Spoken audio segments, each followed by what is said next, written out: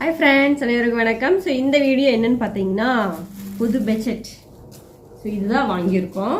இங்கே பாருங்கள், இது வந்து சாமி மாலை போட்டிருக்காரா, அதனால் சாமிக்கு வந்து இங்கே வந்து 0 டிகிரியில் போயிட்டுருக்குது. கிட்டத்தட்ட பனி பார்த்தா அப்படியே இன்னும் 10 டிகிரிக்கு வந்துருச்சு. பனி எப்படி போயிட்டுருக்குது. இன்னும் போனால் எவ்வளோ பனி ஆகும்னு தெரியலை. அது இல்லாமல் சாதாரண பெட்ஷீட்டை வச்செல்லாம் இங்கே கண்டிப்பாக தூங்கவே முடியாது, அவ்வளோ ஒரு குளிர். அதனால் நாங்கள் வந்து புதுசாக ஒரு கம்பெனி வாங்கியிருக்கோம்.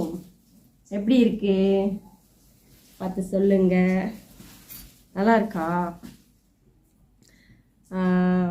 இங்கே வந்து அதிகமாக வந்து யூஸ் ஆகக்கூடிய பெட்ஷீட்ஸு எல்லாம் எங்கே பார்த்தாலும் இந்த குளிருக்கு இது தான் அதிகமாக இருக்கும்.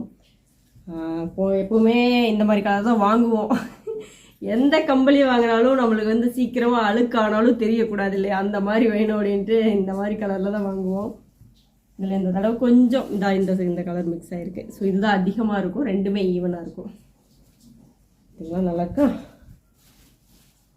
இது வந்து 3 பேர் வந்து போத்தி படுக்கலாம். நல்லா பெரிய பெட்ஷீட்டாக இருக்குது.